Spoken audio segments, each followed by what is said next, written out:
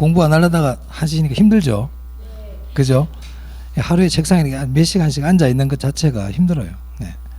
근데 좀 하다 보면 괜찮아질 겁니다. 그리고 여러분 또래 분들 중에서 여러분들은 조금 앞서가고 있다, 이런 긍지를 가지고 공부하세요.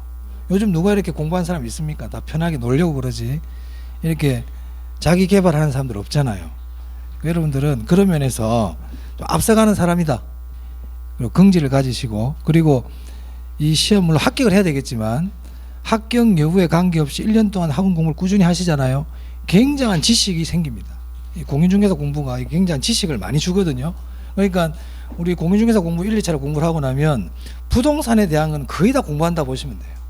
부동산에 대한. 그래서 그 지식이 어디 가지 않죠. 내 머릿속에 들어온 지식은 누구도 훔쳐갈 수 없어요. 뭐 돈이나 뭐 이런 것들은 누가 다 뺏어갈 수도 있죠. 도둑 만나면 뺏기잖아요. 근데 머릿속에 있는 거는 누가 아무도 못 뺏어갑니다. 그래서 진짜 이 우리 지식이 진짜 내 재산인 거예요. 그리고 앞으로 우리 사회는 지식 사회가 되기 때문에 지식을 많이 가진 사람들이 살아남는 그런 시대가 온단 말이에요. 그래서 가능하면 여러분들 항상 중개사 공부도 하시고 나면 책도 좀 많이 보시고 지식을 얻을 수 있도록 이렇게 그런 데 많이 투자를 해야 돼요. 부자들은 그런 지식을 얻기 위해서 노력을 많이 합니까? 네. 많이 합니다. 그 사람들은 비싼 세미나도 다 참석하고요.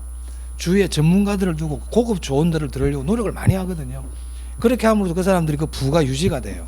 근데 우리 저소득층들은 일단 먹고 살기가 급하니까 그런 데 관심이 잘 없거든요. 그래 계속 가난한 거예요. 그런데 그런 좀 약간 밑에 레벨에 계신 분들이 조금 생각을 바꿔가지고 내가 조금 지식 쪽에 노력을 해야 되겠다, 책도 좀 많이 보고 공부를 좀 해, 그런 생각을 갖는 순간 이 사람이 이제 레벨업을 할 수 있어요. 근데 그게 잘 안 돼요. 여러분들은 긍지를 가지시고 공부를 하시면 됩니다. 네. 잘하고 계신 거예요, 아주. 자, 아까 법률적 개념의 부동산까지 봤는데요. 여기 이제 설명 좀 드리겠습니다. 정착물 설명드리겠습니다. 정착물. 자,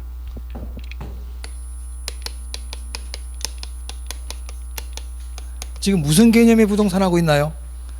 법률적 개념 부동산 하고 있습니다. 법률적 개념의 부동산. 그 중에서 이제 정착물 보는 거예요. 그러면 정착물이 그럼 뭐냐? 뜻을 알아야 되겠죠. 정착물이라는 건 일단 뭐가 붙어 있다는 뜻이겠다, 그죠? 붙어 있다는 뜻이죠. 어디에 붙어 있느냐? 일단 토지에 붙어 있어야 돼요. 어디에 붙어 있다고요? 토지에. 네, 토지에 부착이 되어 있어요. 근데 붙어 있다가 한 이틀 붙어 있다가 딴 데 가버리면 그거를 정착물이라 할 수 있겠어요? 그건 정착하는 게 아니지. 네. 토지에 붙어 있는데 이 상태가 계속 붙어 있어야 돼요. 계속 붙어 있어야 됩니다. 우리 보통 교재에서는 항구적이다 뭐 이렇게 얘기하죠. 계속 붙어 있어야 돼요. 그럼 토지에 붙어는 있는데 계속 안 붙어 있어. 잠시 붙어 있어. 그럼 그런 거는 정착물입니까? 정착물이 아닙니까? 정착물이 아니죠. 그럼 정착물이 아니면 뭐가 돼버려요? 동산이단 말이야, 동산. 그렇지. 그래요. 정착물이 아니면 동산이라 그랬습니다. 그럼 토지에 붙어는 있는데 계속 안 붙어 있어. 그럼 걔들은 뭐가 돼버린다? 동산이다. 그러면 정착물이 아닌 대표적인 거 몇 개 보겠습니다. 정착물 아닌 것. 정착물이 아니라는 것은 민법상 뭐가 돼버린다는 겁니까? 동산입니다. 어떤 게 있느냐? 가식중인 수목이라는 게 있어요. 나무는 조금 있으면 공부하겠지만 나무는 정착물이거든요. 나무는 토지에 붙어 있고 계속 붙어 있죠. 나무는 정착물이에요. 그런데 가식중이라는 거는 임시로 잠시 심어둔 나무예요. 얘는 곧 조금 있으면 어디로 간다? 딴 데로 옮길 나무예요. 우리가 모내기 할 때 모판에다가 모를 키워가지고 이렇게 논에다 심잖아요.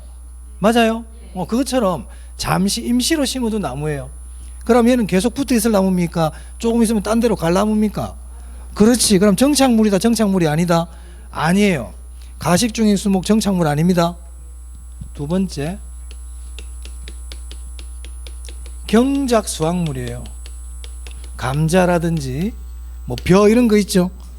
그런 것들 계속 붙어 있어요. 곧 나중에 경작할 거예요. 경작해버릴 거 아닙니까? 붙어 있을 게 아니거든.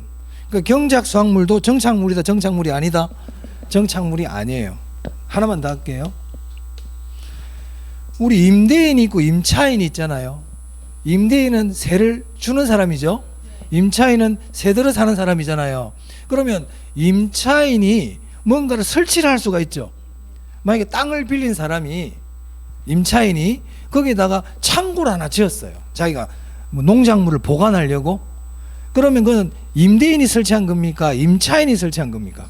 임차인이 설치했잖아요. 그러면 이 임차인이 설치한 이런 건물들은, 창고 같은 것들은 임대차 기한이 끝나고 나면 임대인이 없애버릴 가능성이 있죠.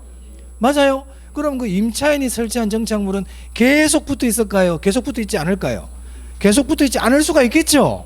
이처럼 임차인이 설치한 정착물을 임차인 정착물이라고 그럽니다. 요 말을 조심해야 되겠네요. 임차인 정착물. 임대인 정착물 그러면 안 돼. 임차인 정착물. 그러면 이 세 가지는 정착물이다, 정착물이 아니다? 정착물이 아닙니다. 나중에 외워야 돼요. 이런 것들은요. 외워야 돼요. 그럼 정착물이 아니라는 건 뭐란 뜻이에요? 민법상 동산이다, 동산. 그래서 정착물이 뭐고 정착물이 아닌 대표적인 거 몇 개 봤습니다. 자, 근데 정착물은요 종류가 있어요. 분류, 종류 다 괜찮아. 정착물을 나눌 때 크게 둘로 나눌 수가 있어요. 토지의 일부인 정착물이 있고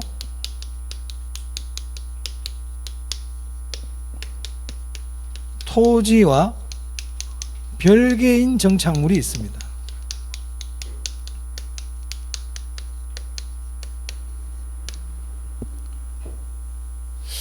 그럼 정착물이 토지의 일부라는 것은 무슨 의미이고 토지와 별개라는 것은 무슨 의미일까? 이 의미부터 항상 알아야 돼요. 항상. 자, 만약에 정착물이 토지의 일부다. 그러면 토지가 주인이고 정착물은 하나의 종이란 뜻이거든요. 이게. 그러면은 토지와 일부인 정착물은 토지 따라다녀야 되겠죠. 맞아요. 자, 이게 왜 중요하냐면 이런 문제가 생길 수 있단 말이에요. 자, 토지를 팔았어요. 내가 땅을 팔았어요. 그럼 그게 정착물이 있어요, 없어요? 뭐 나무가 하나 심겨져 있다면 나무가. 그럼 이 나무는 토지를 팔 때까지 딸려가느냐 아니면 얘는 별개냐 이거예요. 그럼 딸려가면은 일부입니까, 별개입니까? 일부. 딸려가지 않으면요? 그렇지. 그 개념을 아셔야 된다. 그러니까 토지 일부의 정착물이라는 얘기는 토지가 매매될 때 당연히 딸려가는 거다. 별다른 얘기, 약속이 없으면, 별다른 계약이 없으면, 별다른 특약 같은 게 없으면 당연히 딸려가는 게 토지의 일부라는 뜻입니다. 이해되세요? 그게 일부야, 일부. 그럼 토지와 별개라는 말은요, 토지가 매매된다고 그래서 그 위에 있는 정착물이 당연히 딸려가는 거는 아니다. 그게 원칙인 거야. 당연히 딸려 안 가는 게 원칙이라고요. 그러면 정착물은 대부분이 일부입니다. 대부분이 일부예요. 대표적인 게 수목이에요. 수목이 뭐예요? 나무죠? 나무는 토지 일부거든요. 그러면 우리가 공부를 할 때는 토지와 별개인 정착물이 있거든요. 얘를 외우고, 이거 외워야 돼. 이건 암기해야 돼. 저는 암기하는 거 별로 안 좋아하는데 어쩔 수 없어요. 이건 외우셔야 돼요. 이 네 개는 외우고요. 그럼 이 네 개를 빼고는 뭐가 된다? 일부인 정착물이다. 이 말입니다. 그럼 토지와 별개인 정착물에는 뭐가 있느냐? 가장 대표적인 게 건물이에요. 건물은요, 토지와 별개인 정착물이에요. 그럼 토지 주인과 건물 주인이 다를 수도 있다는 겁니까? 그렇지, 그 뜻이에요. 토지 일부인 정착물이라는 얘기는 토지 주인하고 정착물 주인하고 같을까 다를까? 일부일 때. 토지 일부인 정착물은 토지 주인하고 정착물 주인이 같을까요, 다를까요? 당연히 같아요. 일부니까. 맞아요.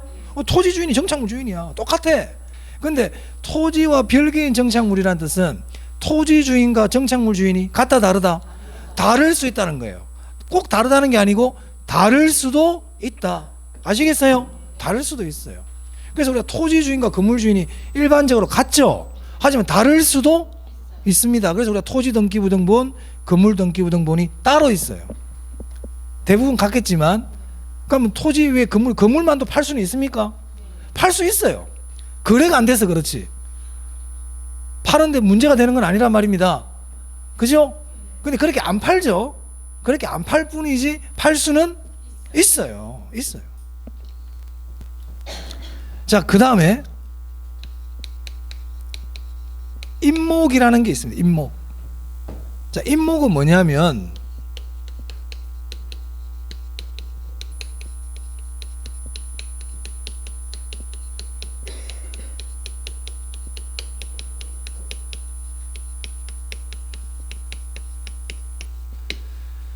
자, 나무는 제가 일부라 그랬잖아요.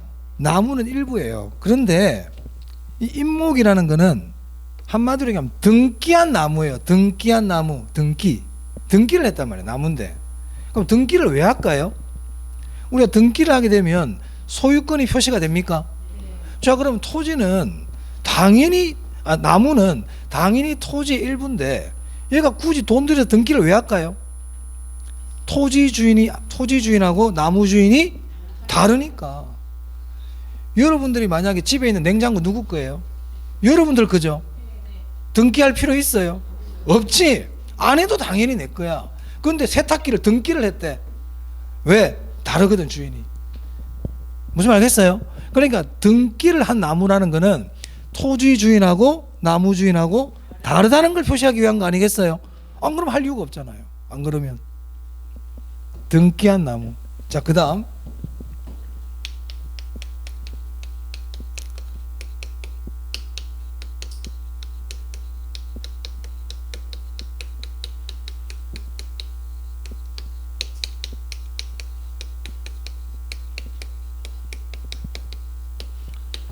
명인 방법을 갖춘 수목과 미분리 가실은 토지와 별개인 정착물입니다. 여기서 명인 방법, 요 말을 기억해 두면 되겠습니다. 여긴 등기. 자, 명인 방법이라는 거는요, 자, 우리가 모든 나무를 등기할 수 있는 건 아니거든요. 모든 나무를. 그러면 등기하지 못한 나무인데 토지 주인하고 이 나무 주인하고 다르다는 걸 표시를 하고 싶은 거예요. 그때 하는 게 명인 방법이에요. 우리 전통적으로 소유권을 표시하는 방법 중에 하나입니다.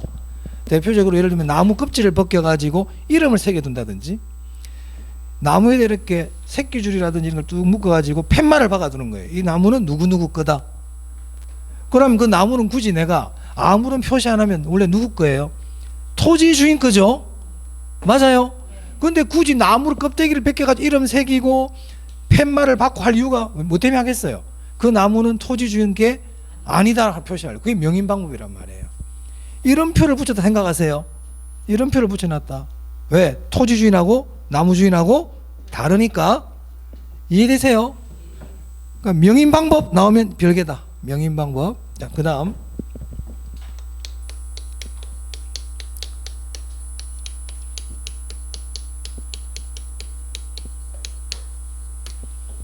타인 토지 경작물입니다.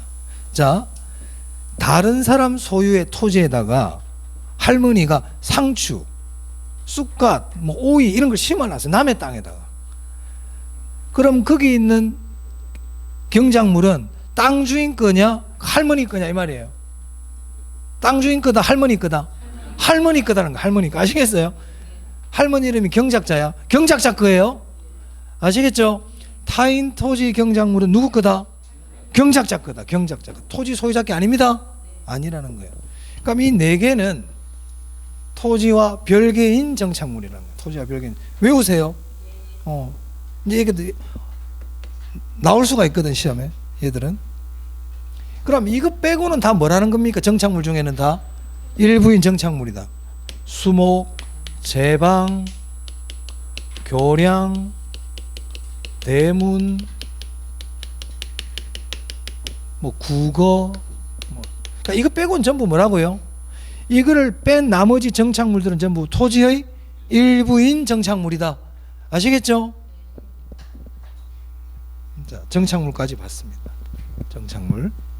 자, 그럼 이제 광해 부동산에서 협의의 부동산에다가 준부동산을 더한 게 광해부동산이라 그랬죠. 그럼 준부동산이 뭔지를 봐야 돼요. 자, 준부동산은 부동산일까요? 부동산은 아닐까요?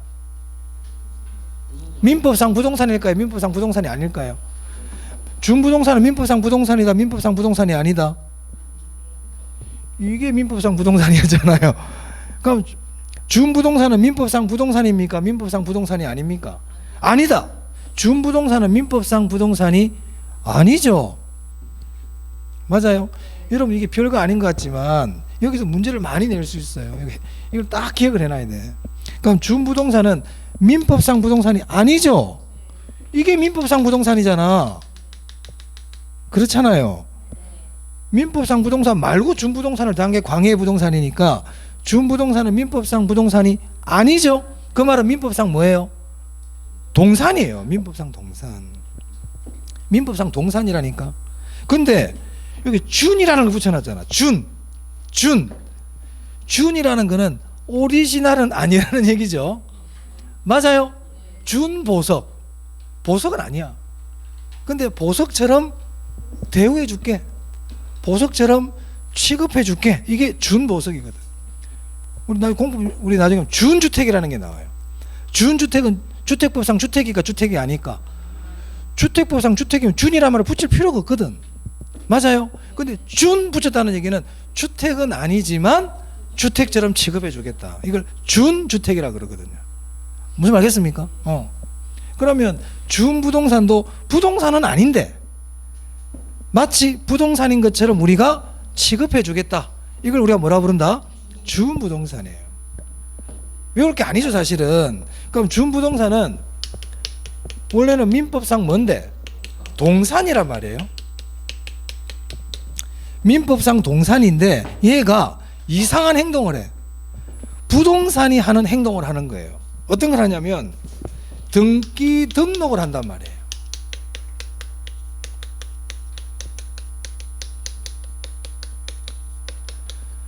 원래는 민법상 부동산이 아닌데 등기 등록이라는 부동산이 하는 유사한 공시방법을 갖추는 거예요. 그러면 얘를 뭐로 봐주겠다? 부동산으로 봐주겠다. 이걸 우리가 뭐라 부른다?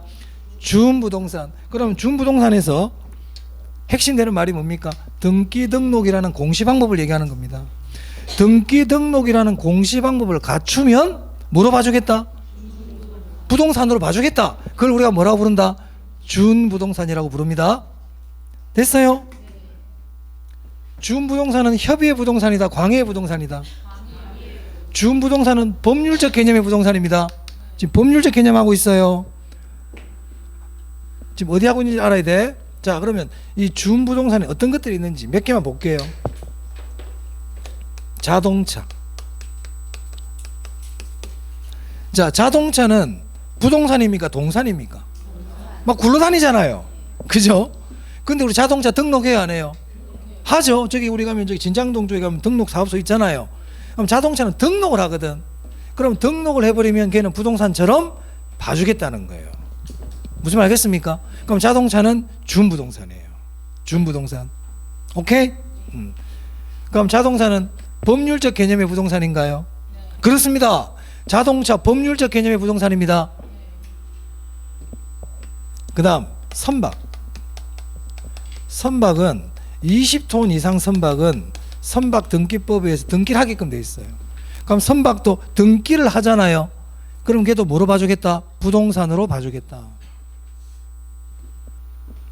건설 중기계, 대형 크레인 같은 것들입니다.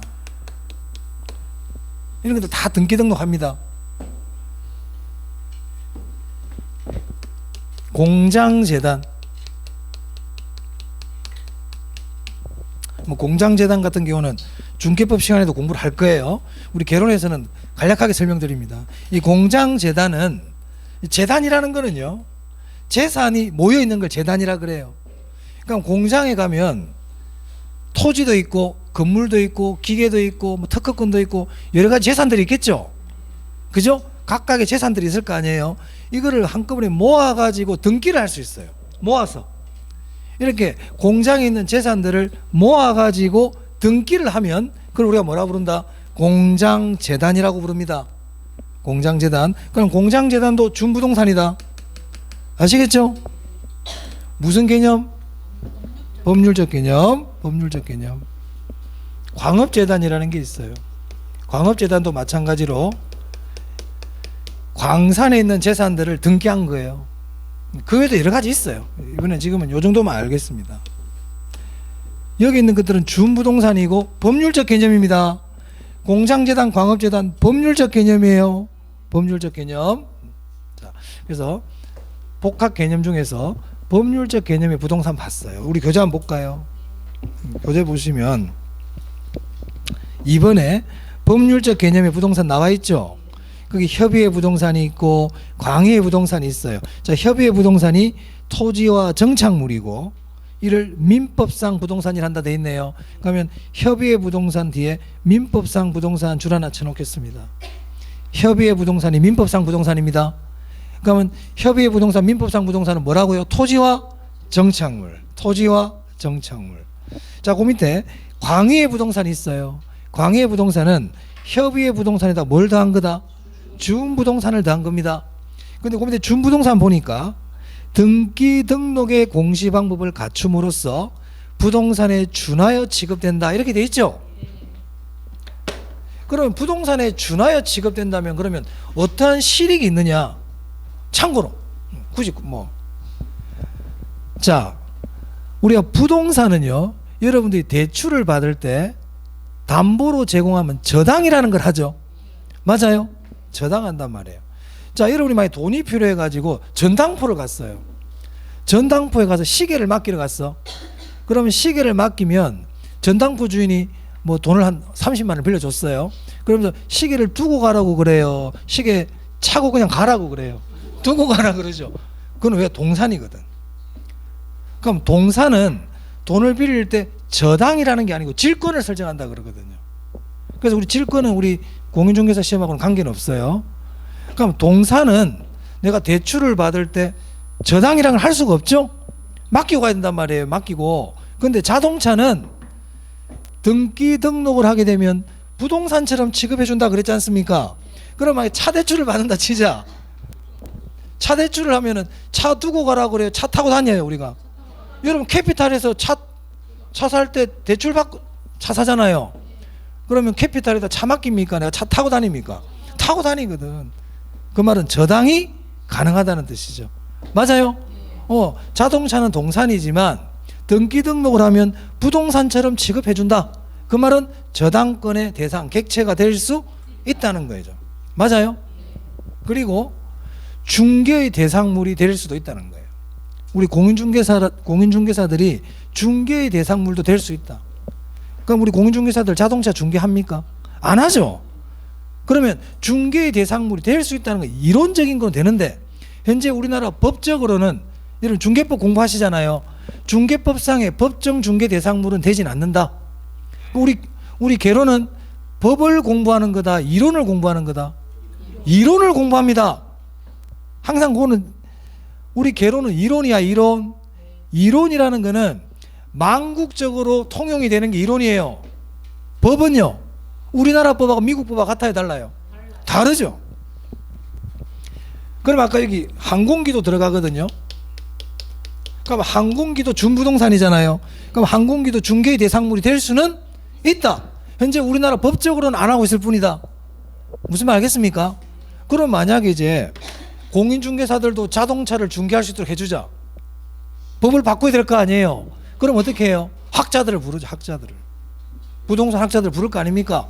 그럼 학자들이 앉아서 공청회를 하죠. 그럼 학자들은 뭐라고 얘기하고 자동차도 부동산으로 볼 수 있어요. 이렇게 얘기하겠죠. 이론적으로 되잖아요. 그럼 이제 법을 만약에 바꿀 때 법을 바꾼 데서 이론적으로 문제가 된다 안 된다? 안 된단 말이에요. 우리 개론은 이론을 공부하는 겁니다. 그래서 준부동산은 저당권의 객체가 될 수 있고요, 중개의 대상물이 될 수 있고요, 감정평가의 대상이 될 수 있어요.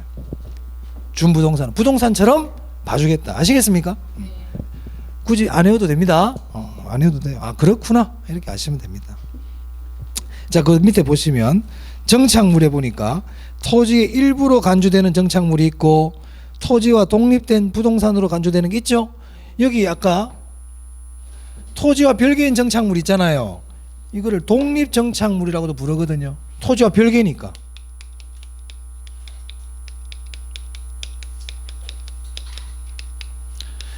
토지의 일부인 정착물은 종속정착물이라고도 부릅니다. 일부니까. 그래서 거기 보시면 니은에 토지와 독립된 돼 있잖아. 독립된, 그죠? 독립정착물이란 뜻이에요. 그래서 완성된 건물, 명인 방법, 임목 뭐 이런 말들이 쭉 나옵니다. 그거는 중요하다. 오늘 외우라고 그랬어요, 제가요. 자, 4번에 부동산 정착물 보이세요? 요거는 지금 안 해요. 지금 안 해도 돼요. 나중에 해도 돼요. 자, 그 다음에 쭉 내려오시면 그 밑에 디귿 한번 볼까요? 디귿. 정착물인지 여부가 불분명한 경우 보입니까? 자, 이게 지금 정착물인지 아닌지가 애매할 때가 있단 말이에요. 그때는 뭐로 본다? 정착물로 봅니다. 뭐로 본다고요? 그럼 정착물로 본다는 얘기는 매매 거래를 해버리면 누구께 됩니까? 매수인께 된다는 뜻이에요. 딸려간다는 뜻입니다. 정착물인지 아닌지가 불분명할 때는 뭐로 본다? 정착물로 봅니다. 그리고 그 위에 니은에 보면 제가 아까 말씀드린 임차인 정착물, 경작 수확물, 가식 중인 수목은 정착물이다, 정착물이 아니다. 정착물이 아니다. 정착물이 아니라는 얘기는 뭡니까? 동산이란 뜻이죠. 동산이라는 얘기는 당연히 별개란 뜻입니다. 만약에 정착물이 아니라는 얘기는 당연히 별개란 뜻이에요. 그러면 매매를 하면 매수인에게 딸려가요, 안 딸려가요? 안 딸려가. 그거는 당연한 얘기야. 그래서 그 밑에 부동산 매매 시 소유권이 매수인에게 이전된다, 이전되지 않는다. 이전 안 됩니다. 동산이라니까. 이거는 동산이라는 거는 별도로 매매할 수 있다는 뜻이에요. 그렇죠? 별도로 매매할 수 있다는 뜻이에요. 별도로. 자, 그 정도 보시면 되겠습니다. 자, 그 다음 그 밑에 보시면 토지의 분류 나오죠? 보이세요? 네. 요거는 제가 지금 안 할게요. 이건 언제든 나중에 많이 해요. 11월, 12월 달은 제 강의는 주로 어떤 걸 하냐면 우리 1월 달부터 기본서를 하잖아요. 기본서가 이 책보다 많이 두껍죠. 그럼 1, 2월 2달 동안 기본서를 강의할 때 그 진도적인 부분 때문에 제가 자세하게 못하는 부분들이 나올 수 있거든요. 무슨 말 알겠어요? 시험보다는 기본 개념을 얘기를 해줘야 되는데 시간적으로 부족한 경우가 있거든요. 그걸 지금 하는 게 11월, 12월이에요. 우리 개론은. 우리 개론은 11월, 12월 과정이 중요해요. 아직 11월, 12월 과정이 중요하다고. 토지의 분류는 단순 암기이기 때문에 지금 안 해도 돼요. 나중에 해도 충분해. 지금 안 합니다. 자, 10페이지 보시면 부동산의 특성 나옵니까? 네, 여기 좀 보겠습니다.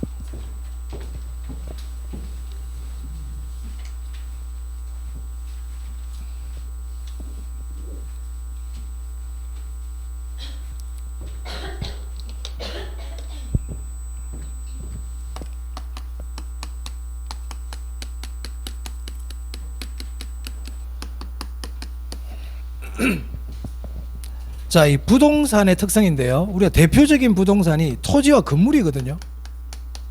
그래서 부동산의 특성은 토지의 특성이 있고 건물의 특성이 있어요.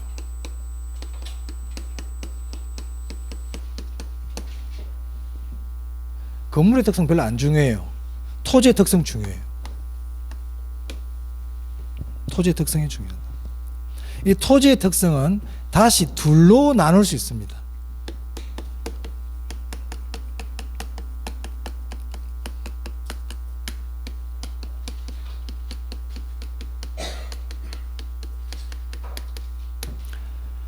자연적 특성이 있고 인문적 특성이 있어요. 이 중에서도 자연적 특성이 중요해요. 자, 미리 좀 중요한 거 미리 말씀드립니다. 자연적 특성이 중요하다. 그럼 자연적 특성이 뭐냐? 자자가 이제 우리가 한자로는 스스로 자자고 연자가 글을 연자인데 자연적 특성은 토지가 원래부터 스스로 갖고 있는 특성이에요. 원래 스스로 갖고 있다는 뜻이죠. 그 말은 토지가 처음부터 선천적으로 갖고 있는 특성이라는 뜻이거든요. 그게 자연적 특성이에요. 그 자연적 특성은 토지가 애초에 처음부터 갖고 있는 특성이다. 선천적 특성이고요. 안 변해요. 불변이에요. 고정되어 있어요.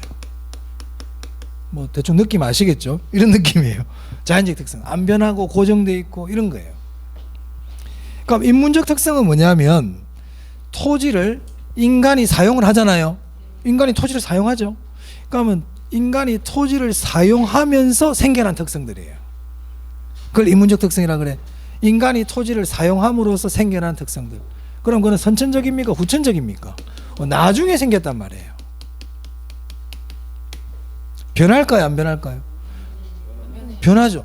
인간은 변해 안 변해? 인간 변하죠. 인간이 변하니까 이 인문적 특성도 당연히 변합니다. 따라서 변합니다. 가변적입니다. 고정적이지 않고 신축적이에요.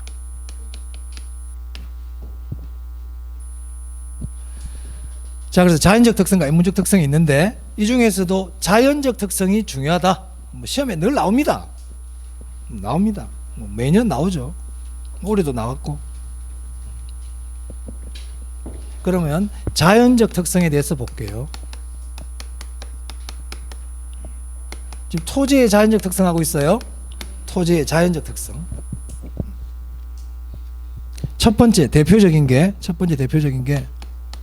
부동성이라는 게 있습니다. 부동성. 부동성이 뭘 것 같아요? 토지는 움직일 수 없다.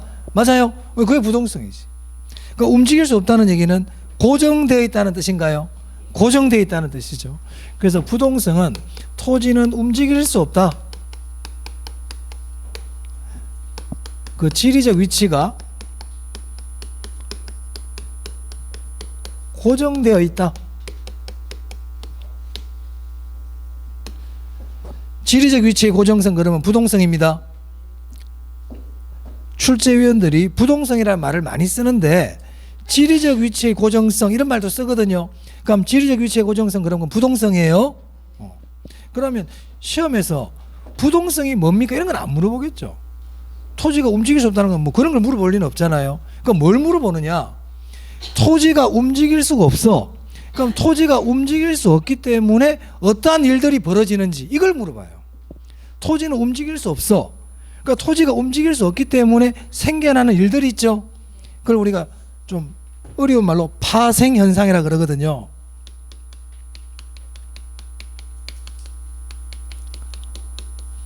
부동성 때문에 생겨나는 일, 이게 중요하다고. 지금 이걸 물어보죠. 부동성 때문에 생겨나는 일들. 물론 많이 있습니다. 많이지만 그 중에 대표적인 몇 가지만 볼게요. 우리 11월 과정에서는요. 자, 우리 토지뿐만이 아니라 건물이 있는 것도 움직일 수가 없잖아요. 부동산은 움직일 수가 없죠. 그래서 첫 번째 어떤 일이 생기냐면 지역시장이 형성돼요. 자, 예를 한번 들어보겠습니다. 자, 우리 옥동에 가면 아이파크 아파트 있잖아요. 그죠? 여기 울산에 아이파크 여기 말고 또 저기 북구에도 와도 아이파크가 있고 아이파크 몇 군데 있죠. 그러면 똑같은 아이파크라 그래 볼게요. 평수도 똑같고 안에 자재도 똑같고 내부 인테리어도 똑같다고 그래 볼게요. 그러면 옥동에 있는 아이파크 가격하고 우정동에 있는 아이파크, 북구 달천동에 있는 아이파크 가격이 같아요? 달라요? 다르죠? 지역적으로 가격이 다르게 형성되죠. 똑같은 물건인데도. 맞습니까? 이런 걸 지역시장이라 그럽니다. 즉 부동산 가격은 지역에 따라 가격이 다르게 형성되더라. 왜? 못 움직이기 때문에 그래. 그 지역이 딱 고정이 되어 있기 때문에. 우리가 귤이나 사과 같은 경우는 막 돌아다니잖아요. 그 가격이 비슷해요. 여기 롯데마트에 파는 사과 한 박스나 저기 중고 홈플러스 파는 사과 한 박스나 가격이 비슷합니다. 저기서 올리면 같이 올리면 그 비슷해지거든요. 그런데 부동산은 안 그렇다는 거예요. 지역에 따라 가격이 차이가 난다. 그걸 뭐라 부른다? 지역시장 형성이라 그럽니다. 이거를 국지화라고 그러죠. 여러분 국지성호라고 들어보셨죠? 그건 뭐예요? 그 지역에만 비가 오는 거잖아요. 딴 데는 안 오고. 중요합니다. 이거 부동성에서 첫 번째가 지역시장 국지화. 자, 두 번째.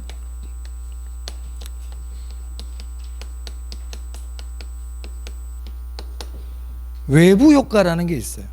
이 외부 효과는 나중에 자세히 공부하는데요. 대표적인 게 공해 같은 거 생각하시면 돼요. 공해. 자, 공장에서 이 공해를 막 내뿜어요. 우리 집 옆에 공장이 있는 거야. 공장에서 막 나쁜 공기를 내뿜어. 그러면 내가 다른 데로 옮겨버리면 되는데, 집을 들어가지고 집을 옮길 수가 있어요, 없어요? 없죠? 자, 내 토지 옆에 이번에 화장터가 들어온대. 내 땅 옆에. 그럼 땅값이 좀 떨어지겠죠? 이런 게 외부 효과예요. 토지를 움직일 수가 없잖아요. 그러니까 외부 효과에 그대로 노출이 돼요. 그래서 외부 효과는 뭐와 관계 있다? 부동산과 관계 있습니다. 공해 같은 거 생각하시면 됩니다. 외부 효과.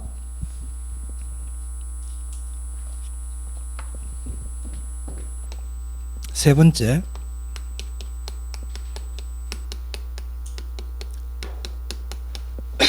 임장활동이라는 게 있어요.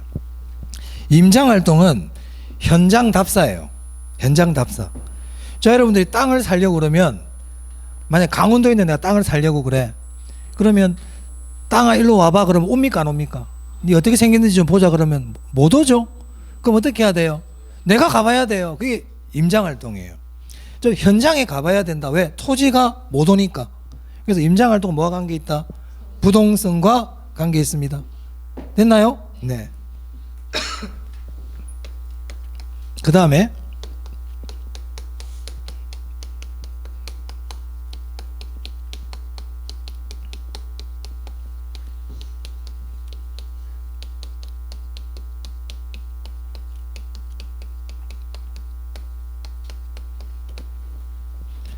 부동산과 동산을 구별하는 이론적 근거가 되죠. 우리 부동산이라는 거는 말 그대로 움직일 수 없는 거잖아요. 동산은요, 움직일 수 있는 걸 얘기하거든요. 일단 요 정도. 요거를 굳이 막 외우려고 그러지 마시고요. 지금은 토지의 자연적 특성이 있는데 그 중에 부동성이라는 게 있다더라. 부동성은 토지가 움직일 수 없는 거다. 그 중에서 그냥 요 정도 1번하고 2번 정도만 가볍게 알아두세요. 앞으로 계속 봐야 돼. 우리 1년 동안 1년 동안 계속 해야 돼.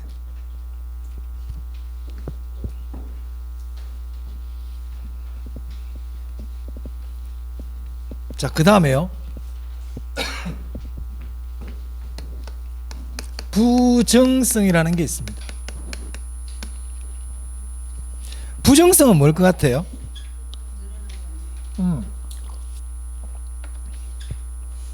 여러분이 공부할 때 좀 하나의 팁을 드리면, 우리가 공부를 6과목을 공부하니까 앞으로 여러분이 많은 용어를 접합니다. 많은 용어를. 개론도 제가 용어가 중요하다 그랬지만 모든 다른 과목들도 용어가 참 중요해요. 용어의 뜻을 아는 게 참 중요하거든요. 그럼 여러분 공부를 할 때 양이 많은 게 참 고민이 될 거예요. 나중에 공부하시다 보면 할 게 너무 많아요. 할 게. 그러면 어떻게 하는 게 중요하냐? 양을 줄이는 게 아주 중요하거든요. 양을 줄이는 게 아주 관건이란 말이에요. 그럼 양을 줄일 때 내가 알고 있는 건 굳이 볼 필요가 없죠. 맞아요? 내가 아는 거 계속 보면 뭐합니까? 시간 낭비인데. 그러면 이런 부정성이라는 용어가 딱 나왔잖아요. 예를 들어서 그럼 이 부정성이 뭘지를 내가 혼자서 정의를 내려보는 거야. 내가 부정성 뭘 것 같다 생각도 하고 있는데 선생님이 또 그렇게 얘기를 해. 내 생각과 똑같죠? 그럼 그런 거는 굳이 외울 필요가 있어요? 없어요? 없거든요. 근데 내가 생각한 거하고 다른 얘기를 하더란 말이야, 선생님이. 그럼 그런 것들은 기억을 잘 해놔야 돼요. 시험장 가면 그런 걸 틀려요. 내 생각대로 풀어버리거든. 무슨 말 알겠습니까? 그러면 부정성이라는 말이 나오면 이거는 무슨 뜻일 거야? 그렇게 생각하고 먼저 본인이, 그런 걸 우리 자기주도 학습이라 그래요. 그렇게 공부를 하다 보면 수업 시간이 좀 덜 지루해요. 덜 지루하고 잠도 잘 안 와. 그냥 가만히 듣고 있는 거하고 내가 적극적으로 저게 무슨 뜻일까 생각도 해보고 이렇게 하다 보면 수업 시간도 별로 그렇게 힘들지 않고요. 능률도 높습니다. 자기가 주도적으로 해야 되는 거야. 그러니까 부정성은 아까 말씀하신 것처럼 토지는 늘어나지 않는다. 그 말을 바꿔 얘기하면 토지는 만들 수 없다는 뜻입니다. 그래서 부정성은 토지는 만들 수 없다. 비생산성을 얘기합니다. 여러분 토지 공장이라는 거 본 적 없죠? 현대자동차 자동차 공장은 있지만 토지 만드는 공장은 없잖아요. 만들 수 없어요.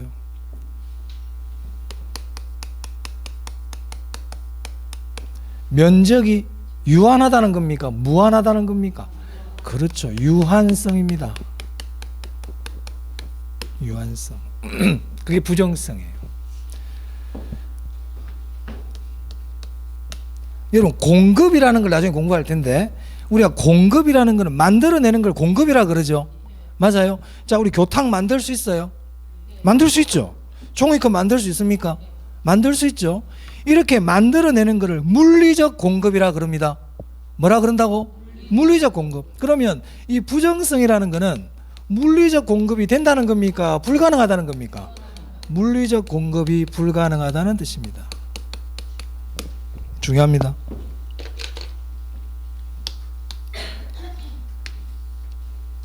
부정성은 물리적 공급이 불가능하다는 거예요. 뭐가? 토지가. 토지는 물리적으로 공급이 불가능해. 이게 부정성의 뜻이야. 토지는 물리적으로 공급이 불가능하다. 자, 그럼 보세요. 어떠한 파생 현상들이 생길까 생각해 봅시다. 토지가 물리적으로 공급이 불가능하다는 얘기는 토지가 흔하다는 겁니까? 희소하다는 겁니까? 희소하다는 뜻이거든. 이게 토지의 희소성이에요. 희소성 그러면 부정성이야. 희소성 그러면 부정성. 자, 그럼 보세요. 토지가 희소해. 그럼 우리가 토지를 많이 쓸 수 있어요? 토지를 아껴 써야 돼요? 아껴 써야 되거든요.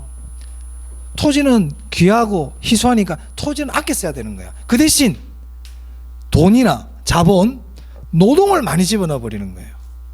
땅은 조금만 쓰고 인력이나 돈을 많이 집어넣어 가지고 위로 올려버리자. 건물을. 토지는 부족하니까. 이렇게 이용하는 것을 집약적 이용이라 그럽니다. 뭐라 그런다고요? 즉 집약적 이용은 토지를 많이 사용하는 거다, 토지를 적게 사용하는 거다? 적게 사용하는 거예요. 기억해 두세요. 토지의 집약적 이용은 토지는 조금만 쓰는 거야. 나중에 자세히 공부할 겁니다만은 지금은 토지의 집약적 이용은 토지를 적게 쓰는 거예요. 왜? 토지가 희소하고 부족하니까. 희소하다는 것은 부족하다는 뜻이잖아요. 맞아요? 그래서 부정성은요, 토지의 집약적 이용을 유발합니다. 중요하다.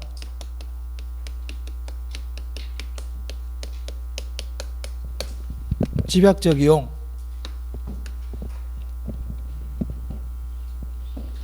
두 번째,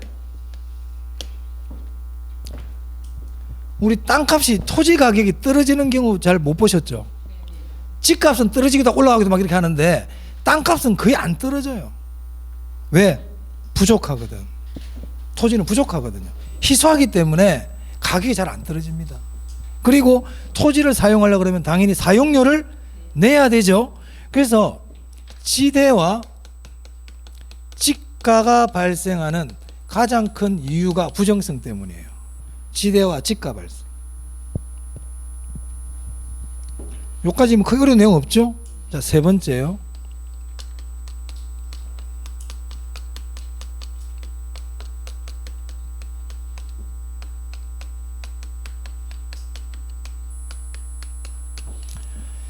체유효 이용의 이론적 근거가 됩니다. 자, 그러면 새로운 용어가 하나 나왔네요. 체유효 이용이라는 말이 나왔네요. 체유효 이용. 체유효 이용은요, 나중에 자세히 공부할 겁니다만은 최고 최선의 이용을 얘기합니다. 최고 최선의 이용. 우리가 토지를 이용할 때 최고 최선의 방법으로 이용해라. 이걸 최유효 이용이라 그래요. 그러면 토지를 왜 최유효하게 이용해야 되느냐? 토지가 부족하거든, 희소하거든. 길가에 돌멩이 보고 있잖아요. 길에 굴러다니는 돌멩이 보면서 야, 최유효하게 이용해 이런 말 안 하거든요. 그건 흔하니까. 하지만 토지는 부족하기 때문에 최유효하게 이용해야 되는 근거가 된다는 겁니다. 중요하다. 부동성보다 얘가 상대적으로 더 중요합니다. 부정성이. 우리 여러분들이 만들어낼 수 없는 거 있어요? 거의 없죠. 맞아요. 토지는 대표적으로 만들어낼 수 없는 대표적인 거예요. 대부분 다 만들어냅니다, 인간이. 하지만 토지는 만들 수가 없어요. 토지를 만들 수가 있다 그러면 지구가 점점 커져요. 지구는 안 커지죠. 만들 수가 없거든요. 지구는 딱 정해지는 면적이. 부정성 때문에. 체유의 이용의 이론적 근거가 된다. 이 세 가지 정도는 기본적으로 좀 알고 계셔야 돼요. 자, 그 다음에요. 그 다음에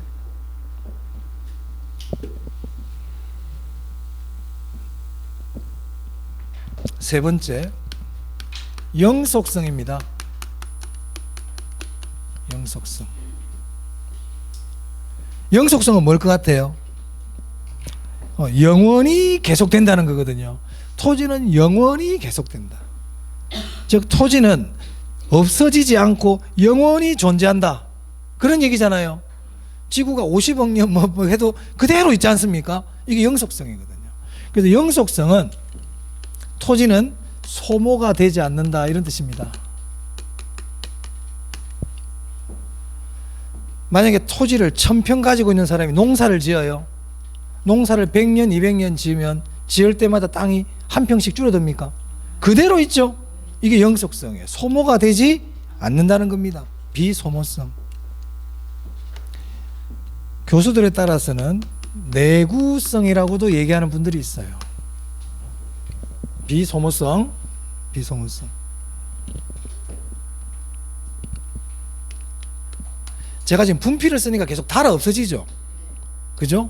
이렇게 닳아 없어지는 건 소모가 된다는 뜻입니까? 소모가 된다는 얘기잖아요. 이렇게 닳아 없어지는 거를 조금 우리가 다른 용어로 물리적 감가라 그러거든요.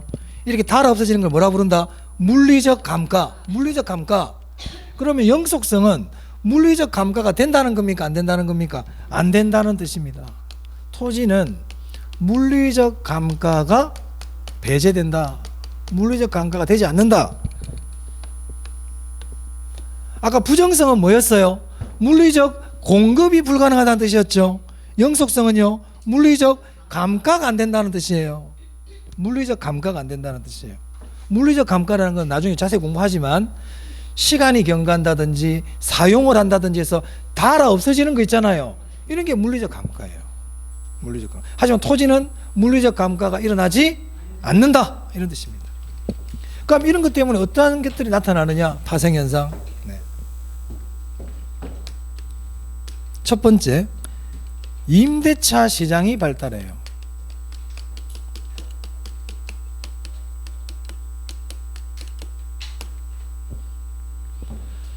자, 예를 들어서요, 제 친구가 저를 찾아와가지고 코트를 좀 빌려달라는 거예요. 코트. 그래서 친구한테 빌려줬어요. 빌려주고 한 열흘 있다 갖고 왔는데 소매가 10cm가 줄어버린 거예요. 소매가. 그래 기분은 나빴지만 어쩔 수 없이 친구라서 제가 참고 받았죠. 그리고 나중에 친구가 또 한 명 다른 애가 찾아와가지고 또 코트를 빌려달래. 빌려주고 싶어요? 안 빌려주고 싶어요? 이번에 빌려주면 과연 몇 cm가 줄어서 올지를 알 수가 없잖아요. 그죠? 그러니까 빌려주기가 힘들어요. 토지는 아무리 빌려줘도 소모가 된다, 안 된다? 안 됩니다. 그래서 우리 부동산 시장은 임대차라는 게 발달합니다. 동사는 임대차라는 개념이 잘 안 돼요. 요즘은 이제 렌탈 시대가 와가지고 조금 하고는 있죠. 여러분 백화점에 가보세요. 백화점에 정장을 사러 갔어요. 그러면 택에 가격이 붙어있지 임대료 붙어있나요? 안 붙어있죠. 맞아요. 하지만 부동산은요, 전세라는 가격도 있고요, 매매 가격도 있고요, 월 임대료라는 것도 있죠. 영속성 때문에 그렇단 말이에요. 내구성 때문에 계속 그대로 있을 수가 있거든. 그래서 영속성은 임대차 시장을 발달시키는 근거가 됩니다. 중요합니다. 이 임대차 시장이 발달된다는 얘기를 이렇게도 표현해요. 소유이익과 주인하고, 소유라는 건 주인이잖아요. 사용, 빌려 쓰는 사람 아닙니까? 소유이익과 사용이익이 분리된다, 이렇게도 표현할 수 있어요. 이게 임대차 시장이 발달한다는 뜻이에요. 두 번째, 소모가 되지 않고 영원히 계속되니까 가치 보존력이 좋을까요? 가치 보존력이 우수하죠. 가치 보존력이 우수하기 때문에 투자재로서 선호가 됩니다. 토지는 투자재로 선호가 되죠. 세 번째, 소모가 되지 않고 계속 존재하기 때문에 관리가 필요하고요. 장기적인 관점에서 이용이라든지 개발이라든지 관리라든지 이런 측면에 전부 다 장기적인 관점에서 할 필요가 있다는 거예요. 장기적 관점. 그래서 앞으로 장기적 이런 말 나오잖아요. 장기적 이런 말 나오면 항상 영속성입니다. 장기적 이런 말 나오면 영속성이에요. 장기적 관점에서 해야 된다. 토지는 소모가 되지 않고 영원하니까. 네. 자, 요 정도 일단 보고요. 영속성. 자, 네 번째 개별성인데 요 부분은 또 너무 여러분 많이 오래 하면 또 힘드시니까 좀 쉬었다 하겠습니다. 네, 좀 쉬었다 하겠습니다. 지우지 마세요.